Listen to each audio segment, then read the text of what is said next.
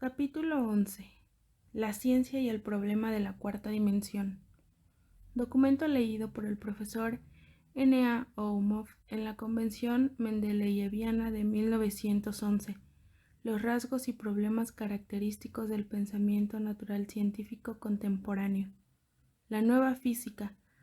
La teoría electromagnética.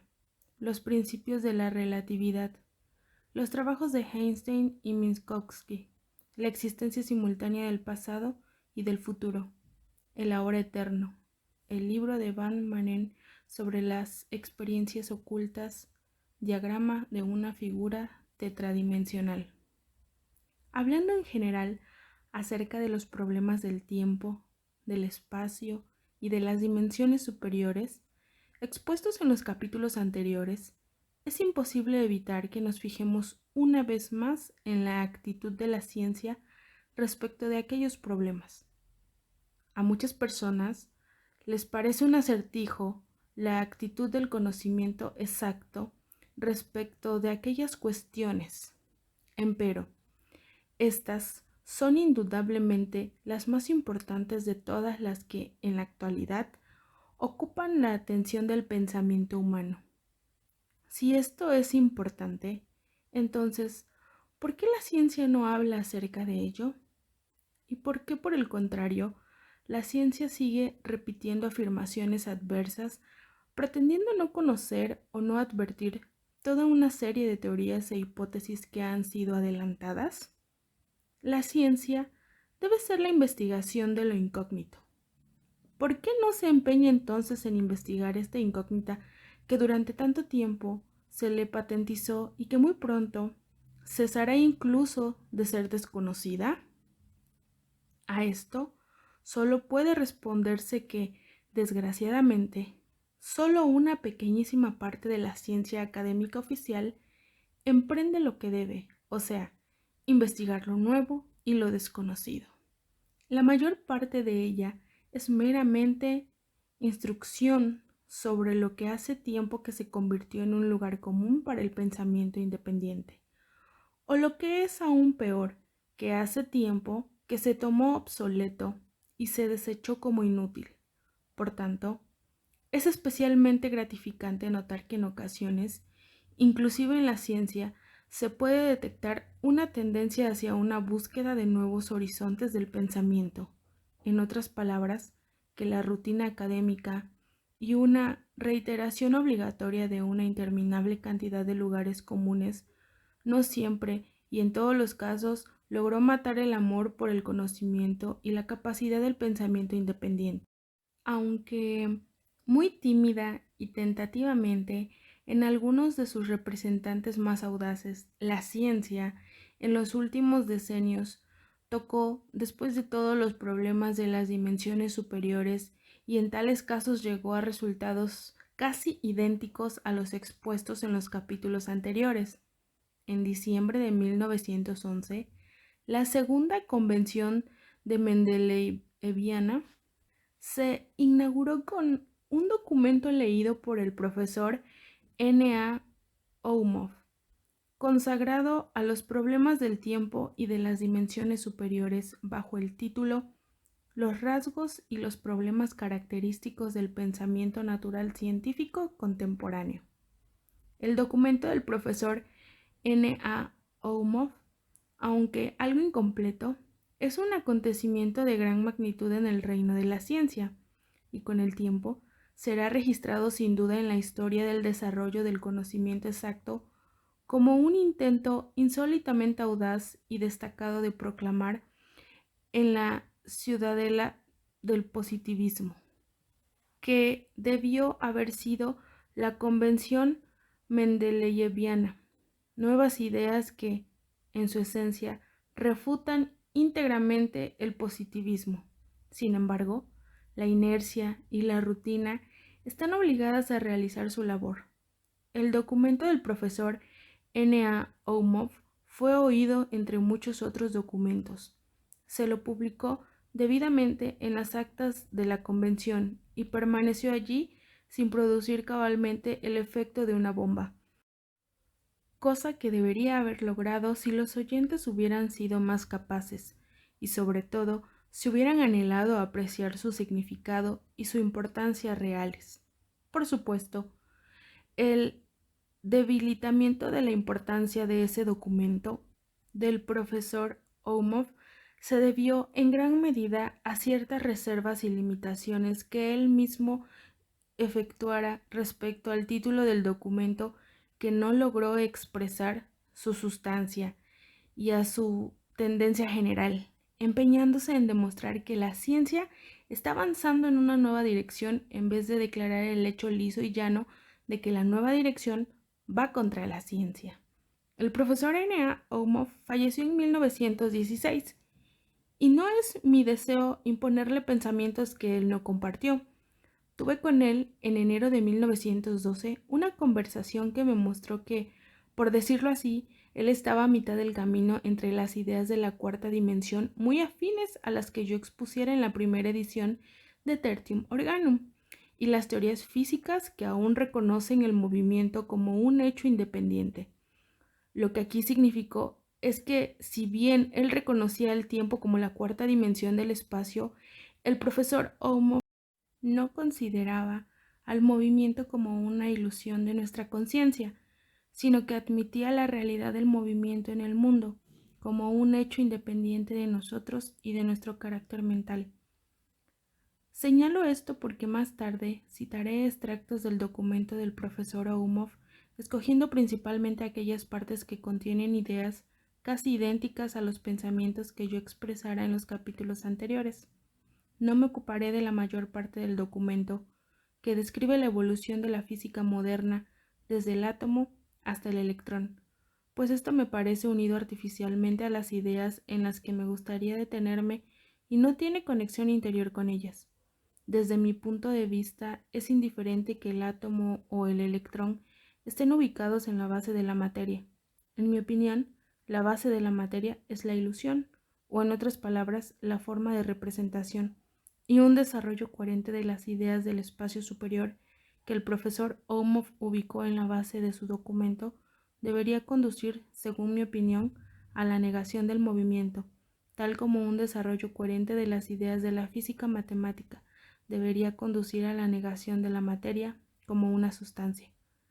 Habiendo mencionado a los electrones, debo añadir que hay un medio de reconciliar las últimas ideas científicas con los datos del método psicológico, a saber, por medio de los sistemas antiquísimos de la cábala, la alquimia y demás, que pusieron en la base del mundo material 4 principios o 4 elementos, de los que los dos primeros, el fuego y el agua, corresponden a los electrones positivo y negativo de la física moderna. Pero, para esto, los electrones no deben tomarse simplemente como unidades electromagnéticas, sino como principios, o sea, como dos principios contrarios que constituyen el mundo. El documento del profesor Oumov es interesante y digno de nota porque ya está en el umbral mismo de la metafísica. Puede ser que lo único que se alce en su camino sea la duradera fe en el valor del método positivista, que de hecho muere cuando se proclaman las nuevas consignas del conocimiento. La introducción a nuestro trabajo venidero, dice el profesor N.A. Oumov, debe consagrarse muy apropiadamente a las experiencias del pensamiento científico en su busca de la imagen del mundo, la necesidad urgente del trabajo científico. Siguiendo estas líneas será clara si nos volvemos hacia los preceptos de nuestros grandes pioneros de la ciencia. Estos preceptos representan los profundos motivos de un servicio activo a la ciencia natural y a la humanidad. Es útil expresarlos en nuestros tiempos en los que el pensamiento se dirige principalmente hacia cuestiones de organización de la vida. Recordemos la profesión de fe del científico natural. Afirma el poder del hombre sobre la energía, el tiempo y el espacio. Conocer la arquitectura del mundo y, en este conocimiento, hallar una base para la previsión creadora. Esta previsión inspira confianza en que la ciencia natural no fracasará en continuar el trabajo grande y responsable de crear en medio de la vieja naturaleza, una nueva naturaleza adaptada a las acrecentadas exigencias de la humanidad. La nueva naturaleza se convirtió en una necesidad vital en el individuo y la actividad pública, pero su grandeza y su poder parecen traer contento a nuestro pensamiento. La necesidad de estabilidad en la vida diaria y la brevedad de la experiencia personal en la comparación con la evolución de la Tierra conducen a los hombres a la fe y crean el espejismo de la estabilidad del circundante orden de las cosas, no solo en el presente, sino también en el futuro. Los creadores de la ciencia natural no comparten este tranquilo punto de vista, y a esta circunstancia la ciencia natural debe su desarrollo constante. Yo me aventuro a levantar este velo brillante y familiar y revelar los más recónditos recodos del pensamiento científico, equilibrando sobre la línea divisoria entre dos conceptos del mundo. El timonel de la ciencia debe estar constantemente vigilante. No obstante la prosperidad de su viaje, las estrellas deben brillar constantemente encima de él, por las que él traza su curso en el océano de lo desconocido. En la época actual, las constelaciones del cielo de nuestra ciencia cambiaron y brilló una nueva estrella que no tiene igual en cuanto a brillo. La persistente investigación científica expandió el volumen de lo cognoscible a dimensiones que eran inconcebibles hasta hace poco, unos 15 o 20 años atrás. El número sigue siendo todavía el legislador de la naturaleza, pero siendo capaz de representación, eludió el concepto del mundo que consideraba posible representarlo mediante modelos mecánicos. Lo nuevo que se descubrió proporciona un número suficiente de imágenes para la construcción del mundo, pero destruyen su vieja arquitectura, familiar para nosotros, y solo pueden incorporarse en un nuevo orden cuyas líneas libres se extienden mucho más allá de los límites, no solo del viejo mundo externo, sino también más allá de las formas fundamentales de nuestro pensamiento. Tengo que conduciros a las cimas desde las que se abren perspectivas que fundamentalmente reforman nuestra idea del mundo. El ascenso hacia ellas, en medio de las ruinas de la física clásica, presenta considerables dificultades, y suplico de antemano vuestra indulgencia, y me empeñaré en simplificar y acortar nuestra senda hasta donde sea posible. Además, el profesor Oumov traza el cuadro de la evolución de la forma desde el átomo hasta el electrón, desde las ideas materiales y mecánicas del universo hasta las ideas electromagnéticas. Los axiomas de la mecánica son solo fragmentos, y el hacer uso de ellos equivale a juzgar acerca del contenido de todo un capítulo por medio de una sola frase. Por tanto, no es sorprendente que demuestre ser un fracaso el intento de una explicación mecánica de las propiedades del éter electromagnético por medio de los axiomas en los que estas propiedades se nieguen o se predeterminen unilateralmente. El concepto mecánico del mundo demostró ser unilateral. La imagen del mundo no tenía unidad. El mundo electromagnético no podía permanecer como algo ajeno, externo, en relación con la materia. El concepto material del mundo con sus bases inmutables tenía insuficiente flexibilidad para permitir que tuviese lugar una fusión con él y sus principios. Solo quedaba una salida: sacrificar uno de los mundos, el mundo material mecánico o el mundo electromagnético. Era imperativo hallar base suficiente para una decisión u otra. Esto no tardó en presentarse. El desarrollo subsiguiente de la física es un proceso contra la materia, que terminó en su rechazo. Pero, junto con esta actividad negativa, avanzó el creador trabajo de reformar el simbolismo electromagnético. Tenía que ser capaz de representar las propiedades del mundo material, su estructura atómica, su impulso, radiación y absorción de energía, sus fenómenos electromagnéticos. En el horizonte del pensamiento científico nacía la teoría electrónica de la materia. A través de unidades eléctricas se revelaba una conexión entre la materia y el vacío. La idea de un substratum especial que llena el vacío, el éter, es superfina. La luz y el calor nacen de los movimientos de los electrones. Son los soles del microcosmos. El universo consiste en unidades positivas y negativas, entrelazadas por campos electromagnéticos. La materia ha desaparecido. Su variedad es reemplazada por sistemas de unidades eléctricas afines entre sí, y en lugar del mundo material consuetudinario, toma forma ante nosotros el mundo electromagnético vastamente diferente.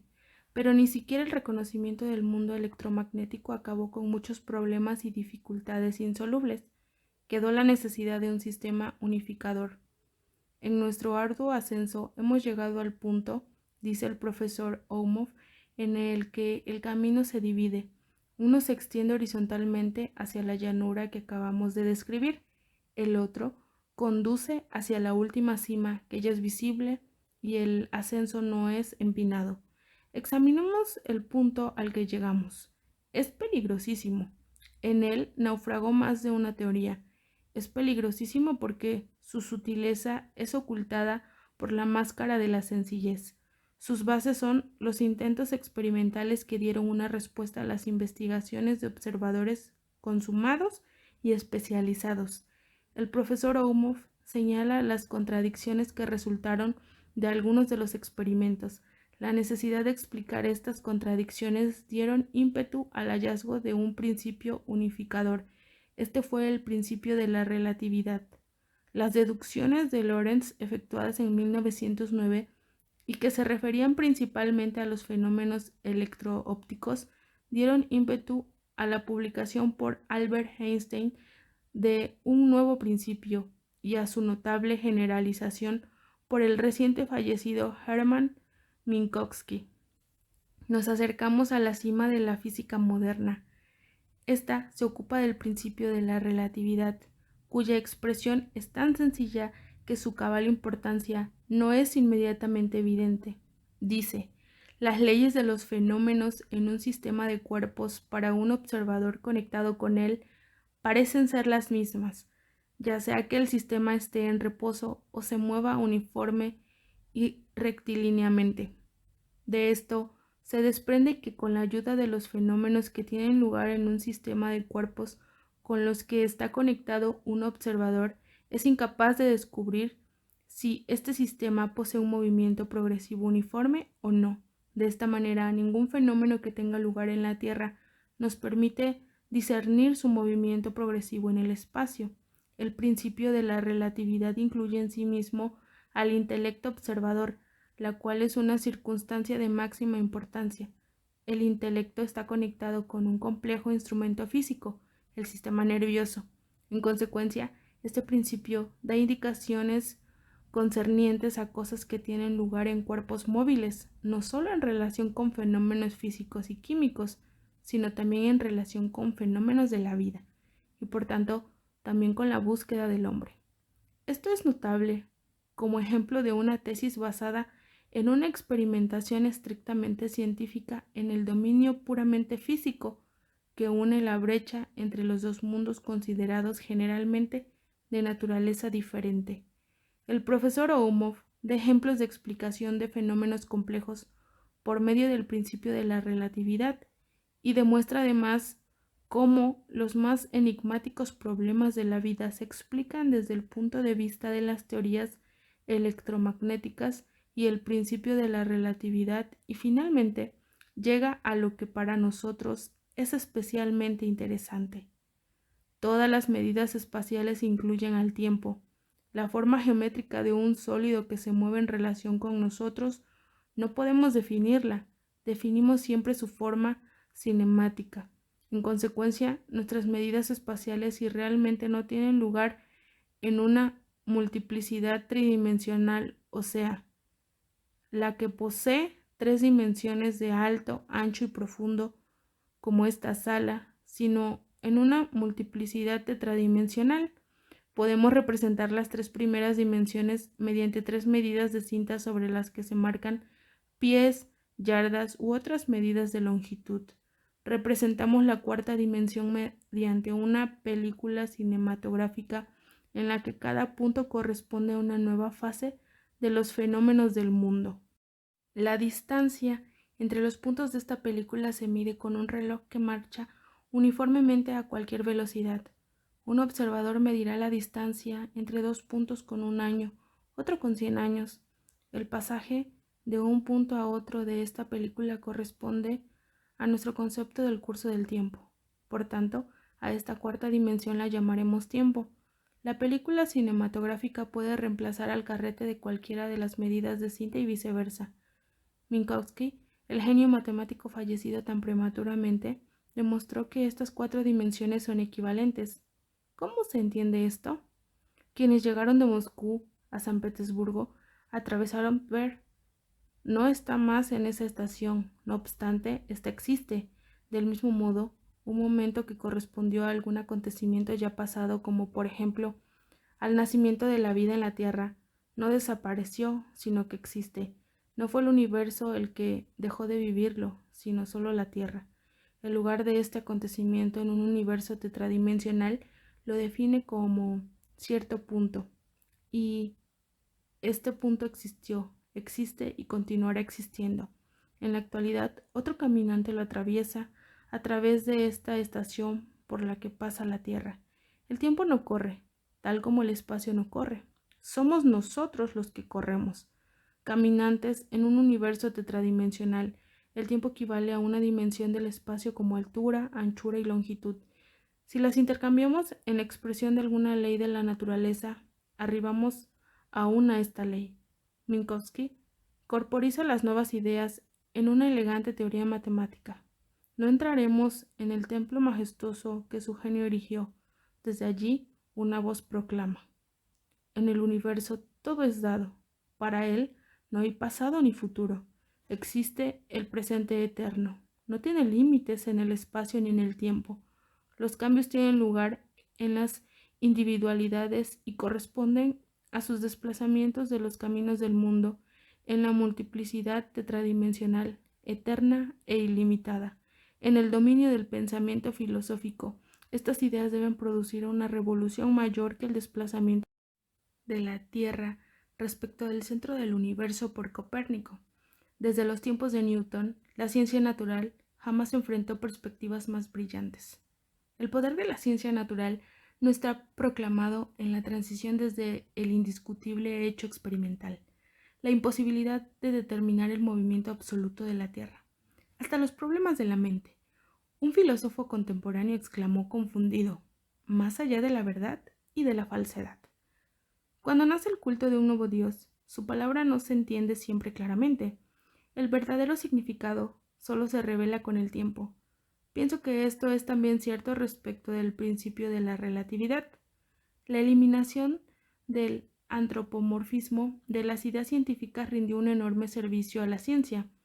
El principio de la relatividad sigue la misma senda, mostrando la dependencia de nuestras observaciones respecto de las condiciones generales de los fenómenos. La teoría electromagnética del mundo y el principio de la relatividad explican solo los fenómenos cuyo lugar es determinado por la parte del universo ocupada por la materia. La parte restante, que aparece ante nuestros sentidos como vacío, permanece aún fuera de la ciencia, pero las playas del mundo material son bañadas constantemente por las olas de energía que provienen de aquel océano agitado que está vacío para nuestros sentidos, pero no para nuestra razón. ¿No es el dualismo de materia y vacío un antropomorfismo y, además, el último de la ciencia? Planteemos la pregunta fundamental: ¿qué parte del universo está llena de materia? Rodemos a nuestro sistema planetario con una esfera cuyo radio es igual a la mitad de la distancia entre el Sol y las estrellas más cercanas. La longitud de este radio es atravesada por un rayo de luz en 1 año y medio. Aceptamos que el volumen de esta esfera es el volumen de nuestro mundo. Ahora bien, partiendo del Sol como el centro, tracemos otra esfera menor cuyo radio es igual a la distancia entre nuestro Sol y el planeta más lejano. Presumo que la materia de nuestro mundo, concentrada en un solo lugar, no insumirá más de 1/10 parte del volumen de la esfera planetaria. Pienso que esta cifra es considerablemente exagerada.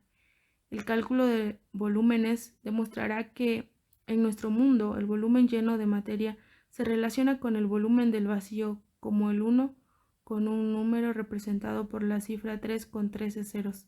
Esta relación corresponde a la relación de un segundo con 1.000.000 de años. Según el cálculo de Lord Kelvin, la densidad de la materia correspondiente a tal relación sería 10.000 millones de veces menos densa que el agua, o sea, estaña en el límite más lejano de enrarecimiento. El profesor Oumov da un ejemplo de una cantidad de esferas correspondientes a la cantidad de segundos en 1.000.000 de años. En una de estas esferas, correspondiente a la materia en el universo, está inscrito lo que sabemos, porque todo lo que sabemos se refiere a la materia, y la materia es solo una esfera entre millones y millones de esferas de vacío. La conclusión a la que llega, dice él, es esta: la materia representa un acontecimiento muy improbable en el universo. Este acontecimiento nació porque improbabilidad no significa imposibilidad, pero ¿dónde y de qué manera se realizan acontecimientos más probables? En el dominio de la energía radiante, la teoría de la probabilidad abarca una parte inmensa del universo. El vacío, en el mundo del devenir, sabemos que la energía radiante posee masa gravitacional entre los variados fenómenos del mundo de rayos que se entrecruzan. Sus elementos que se atraen entre sí no dan origen a diminutas partículas cuya acumulación constituye nuestro mundo material. ¿Podría ser que el vacío sea el laboratorio de la materia? El mundo material es el horizonte limitado que se abre ante un hombre que salió a internarse en un campo. Para sus sentidos la vida es abundante solamente dentro de los límites de este horizonte. Fuera de este, para los sentidos del hombre, solo es vacío. No quiero iniciar una polémica contra aquellos pensamientos del documento del profesor Oumov, con los que no coincido. Empero, señalaré y enumeraré las cuestiones que surgen, en mi opinión, de la incompatibilidad de algunas premisas. Las antítesis entre vacío y el mundo material suenan casi ingenuas después de las palabras recién citadas de Minkowski acerca de lo necesario que es para la ciencia pasar a cuestiones de la mente cuando se ocupa de problemas puramente físicos. Además, no veo diferencia esencial entre el universo material o mecánico y el electromagnético. Todo esto es tridimensional. En el universo electromagnético no hay todavía una transición apropiada a la cuarta dimensión, y el profesor Oumov solo efectúa un intento incuestionable de conectar al mundo electromagnético con las dimensiones superiores. Dice: la hoja de papel cubierta con símbolos electromagnéticos que hemos usado como una cobertura del vacío puede considerarse como millares de separadas hojas superpuestas, cada una de las cuales representa el campo de una pequeña cantidad o carga eléctrica. Esto es todo. El resto es, después de todo, tan tridimensional como la teoría de los átomos y el éter. Presenciamos el funeral de la vieja física, dice el profesor Oumov. Y esto es verdad, pero la vieja física no se pierde y desaparece en las teorías electromagnéticas, sino en las ideas de una nueva extensión del espacio que hasta ahora hemos llamado tiempo y movimiento. La física que es verdaderamente nueva será la física que no contiene movimiento, o sea, en la que no hay dualismo de reposo y movimiento ni dualismo de materia y vacío. Considerando al universo como pensamiento y conciencia, nos liberamos completamente de la idea del vacío, y este punto de vista explica la pequeña probabilidad de la materia a la que el profesor Oumov ha arribado. La materia, o sea, todo lo finito, es una ilusión en el mundo infinito. De los numerosos intentos psicológicos para investigar la cuarta dimensión, solo me detendré en el libro de Johann van Manen, Some Occult Experience. Este libro contiene un notable dibujo de un cuerpo tetradimensional que el autor vio con su visión interior. Esta experiencia la describe Van Manen del siguiente modo: durante mi residencia y mis viajes por el norte de Inglaterra, hace varios años di varias veces charlas y conferencias sobre la cuarta dimensión. Un día, tras acostarme, permanecí totalmente despierto, discurriendo sobre un problema conectado con este tema. Yo trataba de visualizar o idear la forma de un cubo tetradimensional que imaginaba que era la figura tetradimensional más simple.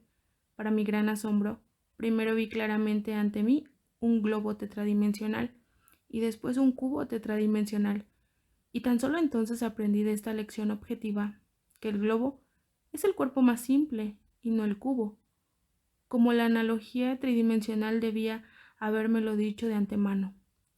Lo notable era que el claro empeño en ver lo uno me hizo ver lo otro. Vi las formas como ante mí en el aire, aunque la habitación estaba oscura, y detrás de las formas vi claramente en las cortinas una hendidura a través de la cual se filtraba en la habitación un destello luminoso. Este fue un caso en el que puedo fijar claramente la impresión de que los objetos que vi estaban fuera de mi cabeza. En la mayoría de los otros casos yo no podría decirlo tan claramente, pues participan de un carácter doble, sintiéndoselos casi por igual como fuera y dentro del cerebro. Renuncio al intento de describir al cubo tetradimensional en cuanto a su forma. La descripción matemática sería imposible, pero al mismo tiempo desintegraría la impresión real totalmente. El globo tetradimensional puede describirse mejor. Era un globo tridimensional, corriente del cual en cada lado, comenzando en su circunferencia vertical, salían cuernos torcidos y afilados, que con un giro circular unían sus puntas encima del globo del que partían. De este modo se forman tres círculos representando el inferior al globo inicial, el superior al espacio vacío y el mayor circunscribiendo al conjunto. Sí, ahora se entiende que el círculo superior, el espacio vacío, no existe y el círculo inferior pequeño es idéntico al círculo exterior, el grande. Se habrá transmitido la impresión al menos hasta cierto punto. Siempre pude recordar fácilmente este globo. Recordar el cubo es mucho más difícil y tengo que concentrarme para rememorarlo. De manera parecida tuve extrañas visiones de figuras pentadimensionales y hexadimensionales. Al menos sentí como si las figuras que vi fueran pentadimensionales y hexadimensionales. En estos asuntos es necesaria la máxima cautela. Soy consciente de que entré en contacto con estas cosas hasta donde el cerebro físico lo permite, sin negar que más allá de lo que el cerebro captó había algo más, sentido en esa ocasión que no fue transmitido. No puedo describir la figura hexadimensional. Todo lo que recuerdo de ella es que en esa ocasión me dio una impresión de forma de lo que podríamos llamar diversidad en la unidad o síntesis en la diferenciación. La visión pentadimensional se describe mejor o más bien se sugiere, diciendo que semejaba un mapa en relieve de los Alpes, con la singularidad de que todos los picos montañosos y todo el paisaje representado en el mapa eran una sola montaña. También, en otras palabras, como si todas las montañas tuvieran una sola base. Esta era la diferencia entre la quinta y la sexta, y en la quinta las excrescencias se exteriorizaban en un solo sentido y empero se asentaban en la misma unidad, pero en la sexta se diferenciaban pero no se exteriorizaban, eran solo de diferentes modos, idénticos a la misma base que era su totalidad. En una nota a estas páginas notables, C.W. Leadbetter dice: aunque este dibujo es sorprendente, el de una figura tetradimensional realizada por Van Manen, su valor radica principalmente en su sugestividad para quienes una vez vieron lo que representa. Es difícil esperar que transmitía una idea clara de la realidad a quienes no lo vieron.